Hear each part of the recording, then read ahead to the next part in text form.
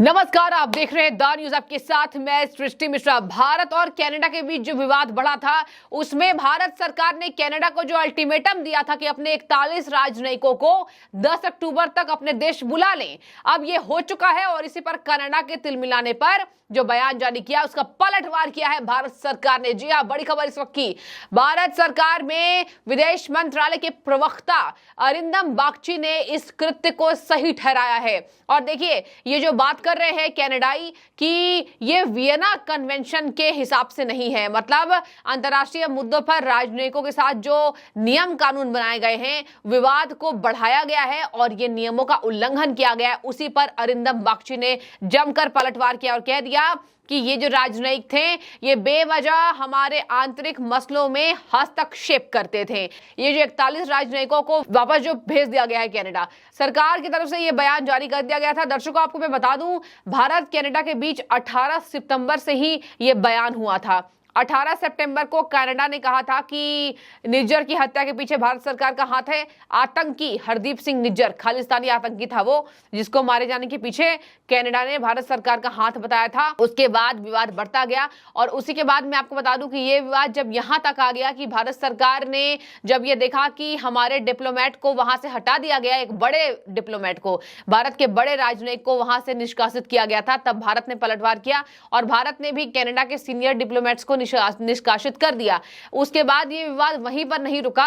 अब भारत सरकार ने कहा कि अत्यधिक कनाडा के यहां राजनयिक है, भारत में इतनी जरूरत नहीं है, हम 41 राजनयिकों को वापस अपने देश जाने की अनुमति देते हैं और हम ये आदेश जारी करते हैं। भारत सरकार ने कहा कि इसी बात से कनाडा तिलमिला गया। आपको बता दें, कनाडा की विदेश मंत्री यहां मेलानी जोली, उन्होंने एक बयान जारी किया है और कह दिया है कि ये भारत ने जो किया है ये बिल्कुल ठीक नहीं है और ये असामान्य है। इस तरीके से ये मानदंडों के खिलाफ है, ये वियना कन्वेंशन जो नियम कानून है उसके खिलाफ है। देखिए, मेलानी जोली ने और अधिक बयान दिया है।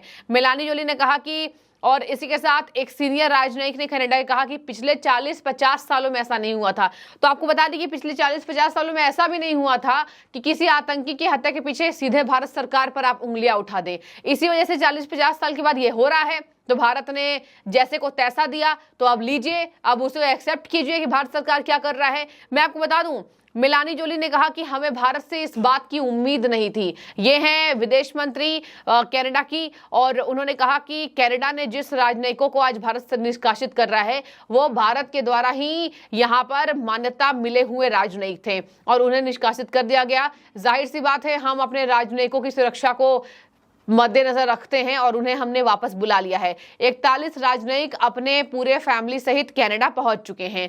सरकार ने कह दिया था 10 अक्टूबर का अल्टीमेटम है, आपने अगर भारत नहीं छोड़ा, भारत छोड़ो समझ लीजिए ये आंदोलन था, आपने अगर भारत नहीं छोड़ा तो हम आपकी सुरक्षा को पूरी तरीके से हटा देंगे। अब कल ये बयान सामने आया दर्शकों मेलानी जोली का। उन्होंने कहा कि ये बिल्कुल सामान्य नहीं है और हमें भारत से इतनी बड़ी उम्मीद नहीं थी। आपको बता दें कि कनाडा के बड़े बड़े राजनयिक यही कह रहे हैं कि 40-50 सालों में ऐसा कभी नहीं हुआ जब हमने ऐसा दौर देखा है भारत और कनाडा के बीच में।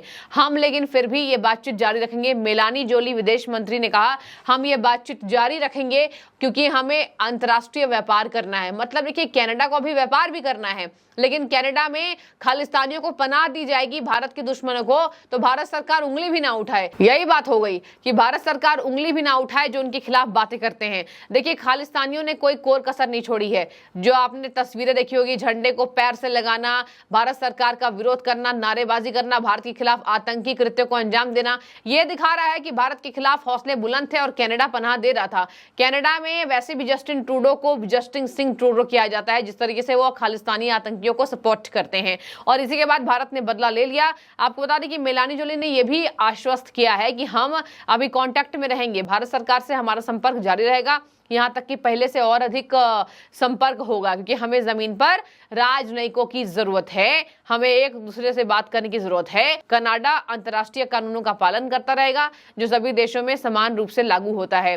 उन्होंने कहा कि ये वियना कन्वेंशन के खिलाफ है जो भारत ने किया है, और इसी पर अरिंदम बागची ने जमकर पलटवार किया। देखिए क्या कह दिया उन्होंने। कहा कि भारत के मुताबिक कनाडा में कम डिप्लोमेट्स हैं हमारे और भारत में कनाडा के ज्यादा डिप्लोमेट्स हैं, इसी वजह से हमने 41 राजनयिकों को निकालने का ये प्लान बनाया और वो हमारे आंतरिक मामले में निरंतर दखल देते थे, जो वियना कन्वेंशन के खिलाफ ही हैं। और इसी के साथ हमने जो निकाला है वो वियना कन्वेंशन के उल्लंघन नहीं है, वो उस आर्टिकल में है जहां पर संविधान के आर्टिकल, वियना कन्वेंशन के आर्टिकल 11.1 के तहत है।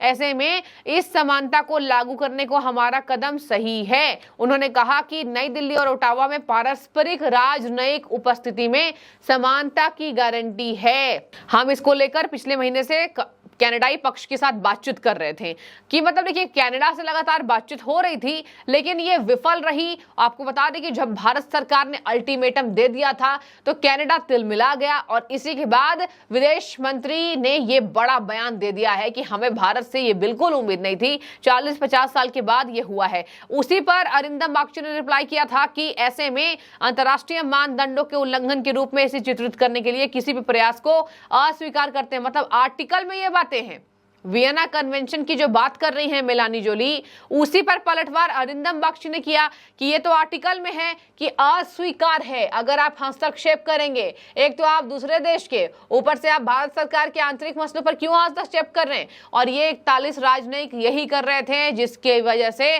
भारत सरकार ने उन्हें बाहर का रास्ता दिखा दिया, दरवाजा कर दिया बंद। ये भारत का जवाब है, ये नया भारत का जवाब है। आपको बता दें कि कनाडा ने कहा कि हमने सुरक्षित उसको बुला लिया है और जोली ने कहा कि मैं इस बात की पुष्टि कर सकती हूं कि भारत ने 20 अक्टूबर यानी कल तक दिल्ली में सेवारत 21 कनाडाई राजनयिकों को छोड़कर सभी अन्य राजनयिकों और उनके परिवारों की राजनीतिक छूट एक तरफा तरीके से हटाने की अपनी योजना की औपचारिक रूप से जानकारी दे दी है।